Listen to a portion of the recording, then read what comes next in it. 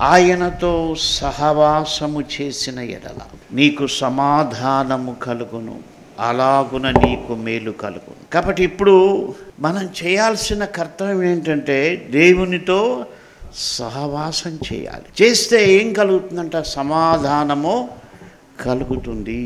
దేవునితో సహవాసం చేస్తే అద్భుతమైనటువంటి సమాధానాన్ని మనం అనుభవించవచ్చు. ఎన్ని గొడవలున్నా, ఎన్ని సమస్యలున్నా, ఎన్ని శోధనలున్నా, ఎన్ని అప్పులున్నా, ఎన్ని బాధలున్నా సరే మనము దేవునితో సహవాసం చేస్తే పరిశుద్ధ గ్రంథం చెప్తుంది, నీకు సమాధానం కలుగుతుంది.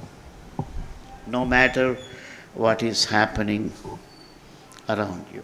ఎందుకంటే దేవుడు ఇచ్చేటువంటి గొప్ప సమాధానం అది. యేసు ప్రభు అన్నాడు, నేను లోకమిచ్చునట్టు కాక నా శాంతిని మీకు అనుగ్రహిస్తూ ఉన్నాను. లోకమిచ్చే శాంతి వెళ్ళిపోతుందో, చిన్న బాధ వస్తే ఎగిరిపోతుంది. అయితే యేసు ప్రభు ఇచ్చేటువంటి శాంతి అది అన్ని పరిస్థితుల్లో కూడా ఉంటుంది. పౌలు శీలలు చెరసాలలో దెబ్బలు తిన్నప్పుడు కూడా ఆ యొక్క సమాధానం వారికి ఉంది. దావీదు అరణ్యంలో ప్రయాణం చేస్తున్నప్పుడు కూడా ఆ సమాధానం దేవుని దగ్గర ఆయనకుంది. అయితే ఎప్పుడు అది కలుగుతుందంటే దేవునితో సహవాసం చేయాలి.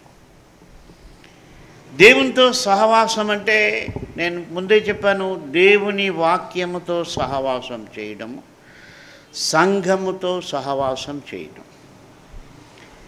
నీవు వ్యక్తిగతంగా దేవునితో గడప. కాబట్టి ఈ మూడు కూడా నిన్ను దేవునితో సహవాసం చేసేట్టుగా చేస్తాయి.